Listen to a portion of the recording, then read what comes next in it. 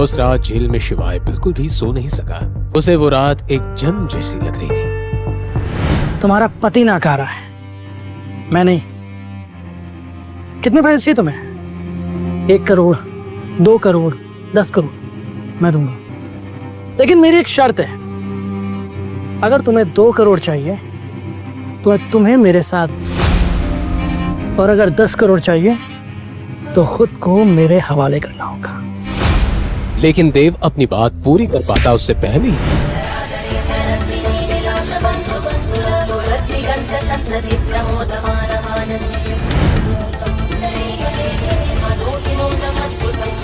All are mad, निकालो उसको बाहर।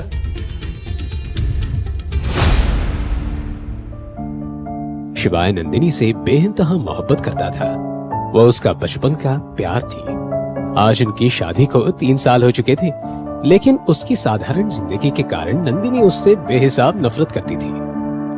ये शादी उसकी मर्जी के खिलाफ जाकर उसके दादाजी ने करवाई थी। नंदिनी को हमेशा एक अमीर पति चाहिए था। शिवाय ने कभी उसे ऐशो आराम नहीं दिया और नंदिनी ने उसे कभी अपनाया ही नहीं। पर शिवाय ने कभी हार नहीं मानी। हर हफ्ते वो एक गुलाब देता रहा, एक उम्मीद के साथ कि कभी ना कभी उसका प्यार स्वीकार होगा।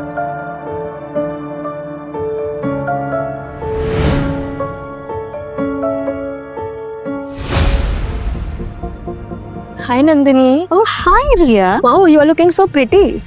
Thank you. ज्वेलरी पहनना भूल गई क्या? ओह सॉरी, तेरा पति तो तुझे चप्पल भी नहीं दिला सकता, तो ज्वेलरी तो बहुत दूर की बात है। खैर देख, मेरे पति ने कल ही मुझे 3 करोड़ का नेकलेस दिया है। सही लग रहा है ना? Very nice. Yeah.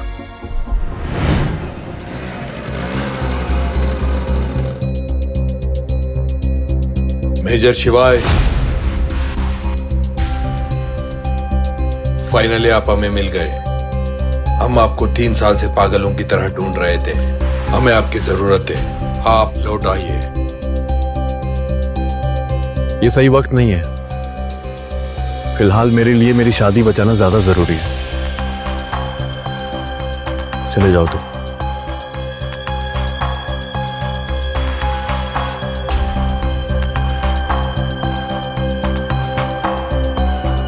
ये देखो तो कौन आया, नंदिनी का पति। यार जो भी बोलो, इसके हैंडसम लुक्स और इंटेंस आंखों का जाल, seriously too hot to handle. Hotness का अचार डालेगी क्या? शक्ल देख के वर्ल्ड टूर नहीं होता है, उसके लिए जेब भी गर्म होनी चाहिए, जो इसकी है नहीं।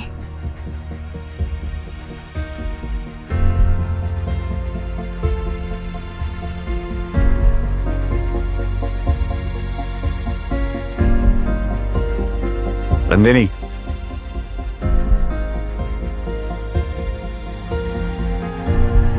नंदिनी, मुझे तुमसे जरूरी बात करनी है, प्लीज। यार छोड़ो मेरा, तुम यहाँ क्या कर रहे हो? हाँ नंदिनी, साइड में चल के बात करते हैं ना। मुझे तुम्हें अपने बारे में सब कुछ बताना है, प्लीज मेरे साथ चलो। और क्या बताना चाहते हो तुम? 3 साल से मैं बस तुम्हारी ही बातें सुन रही हूँ, और अब अच्छा होगा कि तुम यहाँ से निकल जाओ, दफा हो जाओ यहाँ से। मैं कहती हूँ जाओ।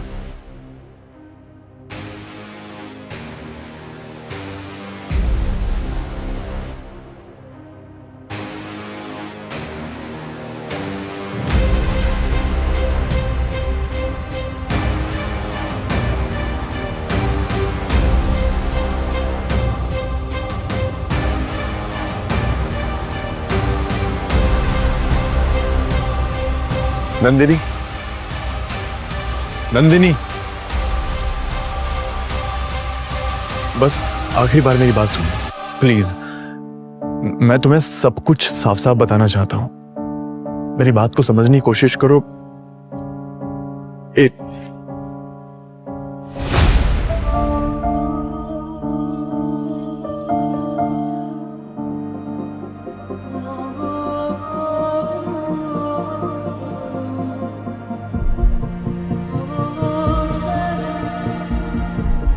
ये देख रहे हो तुम?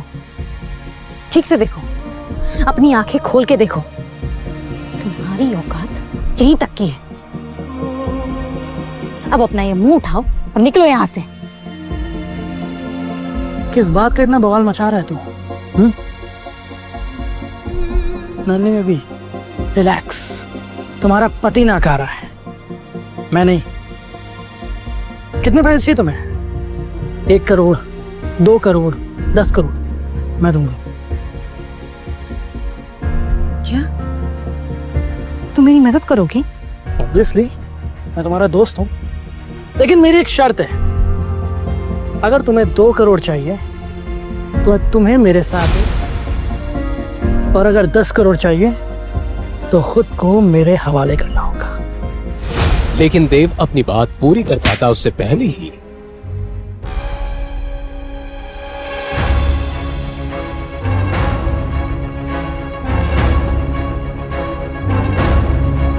बेवकूफ आदमी, ये क्या किया तुमने? वो बेचारा मेरी मदद कर रहा था और तुम अभी के अभी माफी मांगो उससे। मेरी चप्पल भी उससे माफी नहीं मांगेगी। और तुम चलो मेरे साथ, चलो।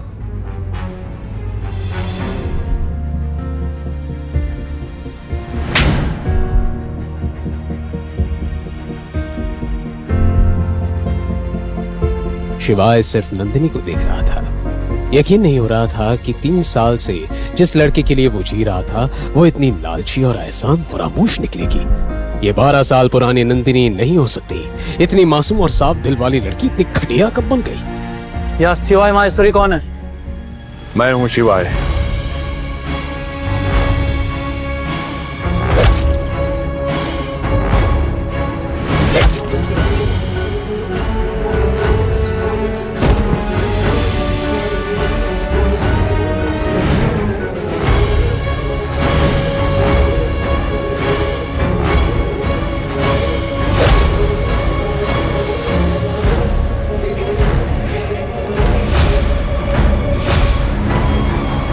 महादेव की सौगंध, तुम में से आज कोई भी अपने पैरों पे नहीं लौटेगा।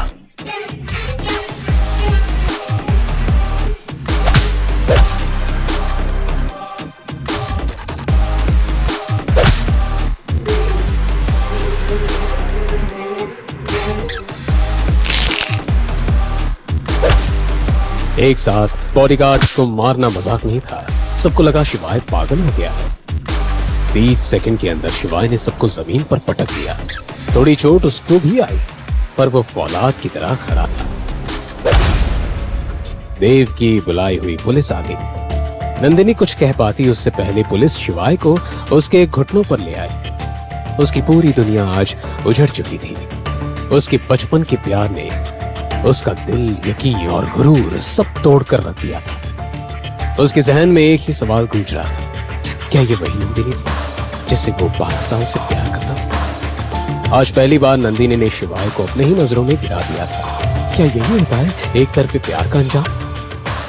अब किसे चुनेगा शिवाय, खुद को या अपने सालों पुराने प्यार नंदिनी को? और क्या वो इस जेल की काल कोठरी से निकल पाएगा? जानने के लिए सुनिए अगला एपिसोड सिर्फ पॉकेट एफएम पर।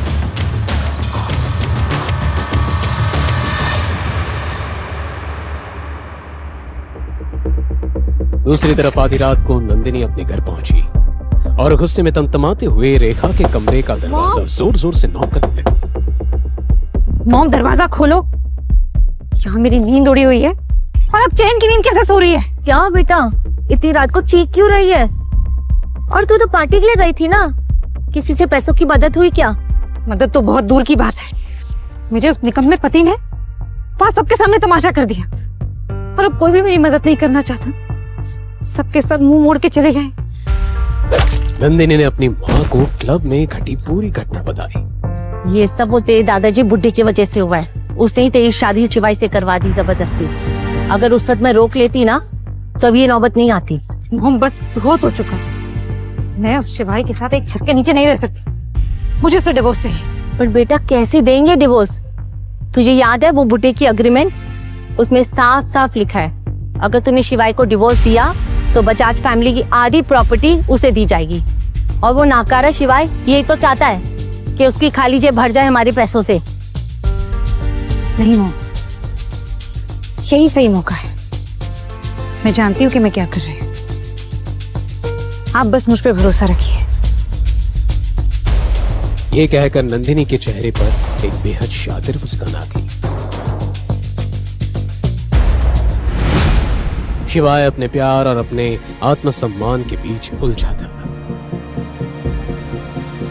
उसके मन में 12 साल पहले वाला वाकया बार बार घूम रहा था। नंदिनी उसके बचपन का प्यार हो ही नहीं सकती। वो उस भयंकर काली रात में किए गए वादे को कैसे भूल गई। और यही सोचते हुए उस बचपन वाली लड़की का मासूम चेहरा, प्यारी गहरी आंखें, मीठी आवाज सब एक एक करके शिवाय के सामने आने लगा।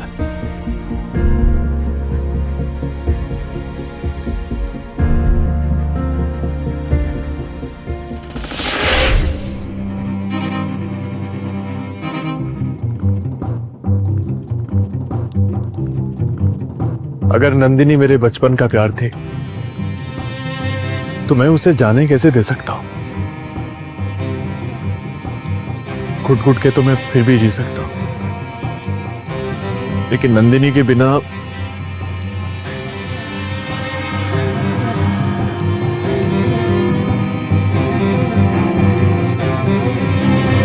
अगले दिन सुबह होते ही नंदिनी जल्दी से उठकर तैयार हो गई। आज वो खुश थी क्योंकि फाइनली उसे इस बेकार शादी से छुटकारा पाने का मौका जो मिल गया था। वो सोच रहा होगा उससे आज जमानत मिलेगी, लेकिन मैं आज उसे तलाक दूंगी। मैं वकील से उसके जमानत के लिए नहीं, उसके तलाक के लिए मिलूंगी। I am so happy. Nandini नीचे आ गई जहां उसका दोस्त यश पहले से ही बैठकर चाय पी रहा था। यश नंदिनी का स्कूल फ्रेंड था और स्कूल से ही नंदिनी पर लट्टू था। रेखा से तलाक की भनक लगते ही वो नंदिनी से मिलने आ गया। अरे यश बेटा, इतने दिनों बाद आए हो।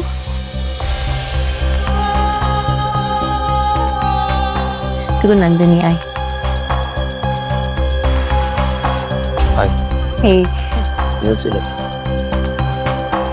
और आजकल क्या कर रहे हो?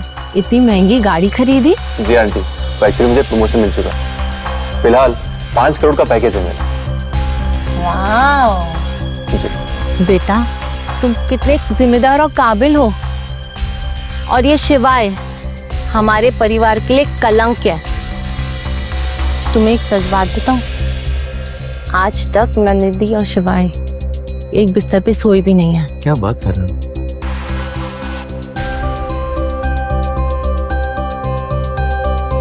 तो चले? हाँ श्योर। लेट हो रहा है ना?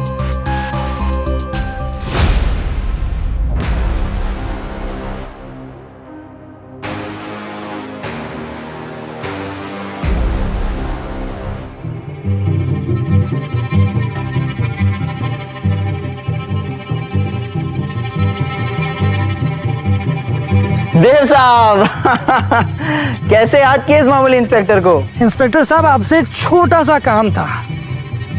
देव ने अपनी बेइज्जती का बदला लेने के लिए पुलिस स्टेशन कॉल किया और इंस्पेक्टर को रिश्वत देकर शिवाय को 3rd डिग्री टॉर्चर देने के लिए कहा।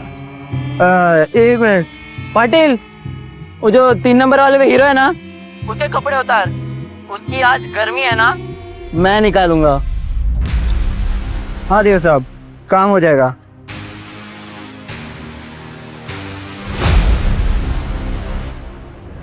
शिवाय एक शिव भक्त था।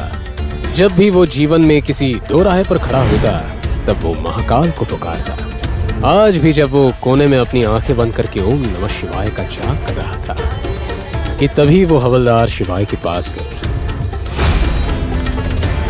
पता है महाकाल को विनाशक क्यों कहा जाता है? जब भी अधर्म अपनी सीमा पार करता है तब उनका तांडव सब कुछ नष्ट करके ही एक नई शुरुआत लाता है।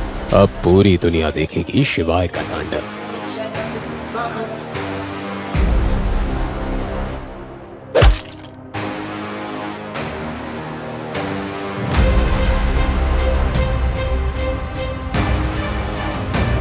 तभी इंस्पेक्टर के साथ 2 और हवलदार वहां आए और शिवाय को लाठियों से मारने लगे।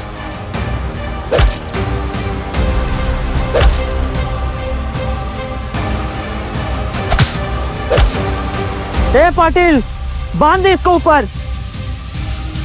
कुछ ही मिनटों में हवलदारों ने उसके हाथ पैर बांधकर उसे जेल की काल कोठरी में लटका दिया। उसका गठीला शरीर अब एक बेजान जानवर की तरह लटक रहा है।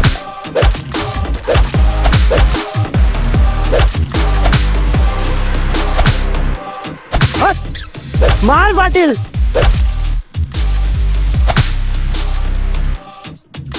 बल्ब की रोशनी में शिवाय के बदन से खून पानी की तरह बह रहा था और सामने इंस्पेक्टर अपनी बेल्ट लेकर उसे मारने के लिए तैयार था।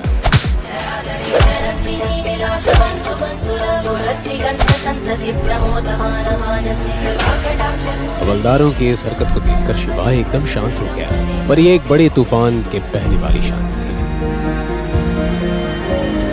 अचानक आजाद नगर पुलिस स्टेशन का माहौल बदल गया। तभी एक एसयूवी कार पुलिस स्टेशन के सामने आकर खड़ी हो गई।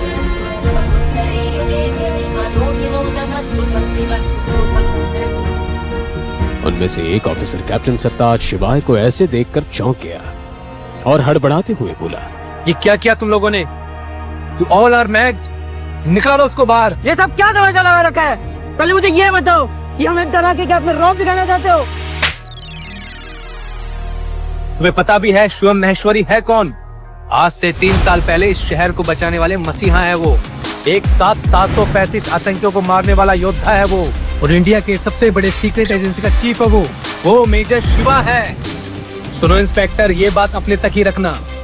ये नाम सुनते ही दोनों इंस्पेक्टर को दिन में तारे दिखने लगे। इतने बड़े अधिकारी को उसने पिछली एक रात से जेल में रखा हुआ था और उनकी ऐसी हालत का जिम्मेदार वो था। अब इंस्पेक्टर को अपनी नौकरी जाने का फैसला था। कुछ ही देर में जेल का ताला खोलकर शिवाय के हाथ पैर की रस्सी खोलकर इज्जत के साथ बाहर लाकर कुर्सी पर बैठाया गया। शिवाय के कपड़े फटे हुए थे, सर से लेकर पांव तक वो खून से लथपथ था। वो दोनों हवलदार शिवाय के खून को उसके शरीर से साफ करने लगे। 3 साल बाद सभी कमांडोज आज पहली बार शिवाय को देख रहे थे। सर, हमने आपको कहाँ नहीं ढूंढा और आप यहाँ थे। हमें कल पता चला आप इस हालत में हैं, इसलिए मैं पूरी बटालियन को लेकर यहाँ आया हूँ आपको लेने। आई एम सॉरी सर, हम लेट। नहीं कैप्टन, तुम एकदम वक्त पे आए हो। अभी हमें यहाँ से निकलना चाहिए। मुझे बजाज मेंशन ड्रॉप कर दो। इतना सब होने के बाद भी शिवाय नंदिनी के बारे में ही सोच रहा था। उसकी आंखों में कल रात की लगाई नंदिनी की आग दहक रही थी। शिवाय को वो आग बुझानी थी जो नंदिनी से मिलने के बाद भी बुझ सकती थी। शिवाय ने सबको वहां से वापस जाने का ऑर्डर दिया। Platoon fall back.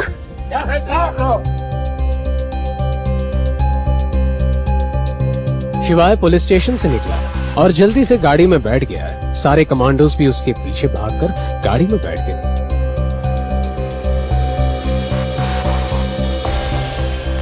शिवाय के बगल में बैठे कैप्टन सरताज ने पूछा, मेजर, आप पूरी रात जेल में क्यों रहे? आपने हमें फोन क्यों नहीं किया? अपनी कद्र करना कैसे सीखता सरताज? फिर एक रात वहां नहीं बिताता तो। लेकिन अब सब कुछ ठीक हो जाएगा। और ये रात मेरे लिए हमेशा यादगार रहेगी। उसे नंदिनी से कोई उम्मीद नहीं थी, पर फिर भी उसके कड़वे शब्द सोचते ही उसके बदन में सिरहन दौड़ गई। मुझे आपसे कुछ इंपॉर्टेंट बात करनी है। आपको याद होगा मेजर, आज से 5 साल पहले हमने एक समझौता किया था जेएनके में गैर कानूनी मामलों को लेकर, लेकिन अब मिशन पूरा नहीं कर पा रहे हैं। वहाँ के गैर कानूनी संगठनों ने समझौता तोड़ दिया है। वो हम पर कभी भी हमला कर सकते हैं। हमें आपकी जरूरत है मेजर, अब आपको वापस आना होगा। मैं वो 3 साल पहले वाली दुनिया छोड़ चुका हूं Sartaj. Now I am a common man.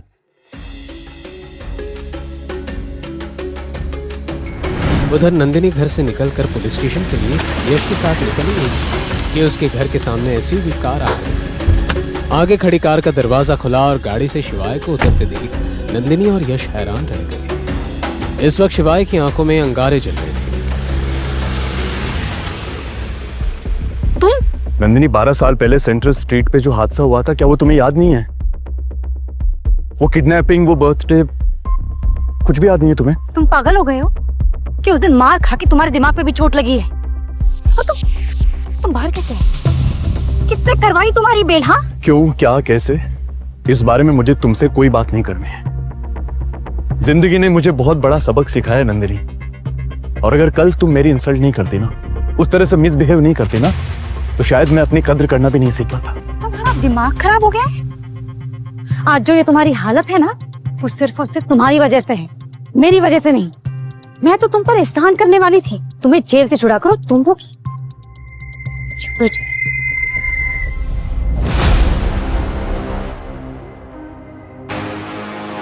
मुझे तुमसे तलाक चाहिए नंदिनी, क्योंकि तुम वो लड़की नहीं हो जिससे मैंने प्यार किया था। डिवोर्स की बात सुनते ही सब शॉक हो गए। शिवाय नंदिनी से तलाक चाहता था। नंदिनी की ईगो बुरी तरह हट गई। उसने गुस्से से कहा, क्या कहा तुमने? तुम मुझे तलाक दोगे? मैं तुम्हारी औकात से कई गुना ज्यादा ऊपर हूं, समझे तुम? और तुम बाहर कैसे आए? तुम्हारी बेल किसने करवाई? बड़े लोग थे वो जो इसे यहाँ तक लेकर आए और इसे घर छोड़ा। ये जरूर उनके पांव पड़ा होगा, वरना ये जेल से बाहर नहीं आ पाता। तुम लोगों को ये आइडिया नहीं है कि अब मैंने अपनी इज्जत करना सीख ली है। मैं रोशनी का वो जर्रा हूं जिसमें महादेव बसते हैं। और ये बात भी सही है, अगर मैं खुद अपनी इज्जत नहीं करूंगा तो ये जमाना मेरी इज्जत क्या करेगा। मेरी हर एक सांस मेरी एक पूजा है, और हर एक कदम एक मिसाल। और अब तुम देखते रहना, बहुत मजा आने वाला है। शिवाय ने ये बात नंदिनी की आंखों में आंखें डाल के कही। क्या शिवाय अपने आत्मसम्मान के लिए पूरी दुनिया से लड़ जाएगा? क्या 12 साल पुराने उस प्यार का अंत आज तलाक से हो जाएगा? या है उस 12 साल के प्यार के पीछे कोई और एक चेहरा? और सबसे बड़ी बात, आखिर शिवाय है कौन? क्यों पड़े हैं आर्मी के मेजर और कमांडोज उसके पीछे? आगे की कहानी जानने के लिए देखिए अगला एपिसोड सिर्फ पॉकेट एफएम के यूट्यूब चैनल पर। और शिवाय एक विनाशक के सारे एपिसोड्स को सुनने के लिए डिस्क्रिप्शन में दी लिंक से डाउनलोड करें पॉकेट एफएम ऐप।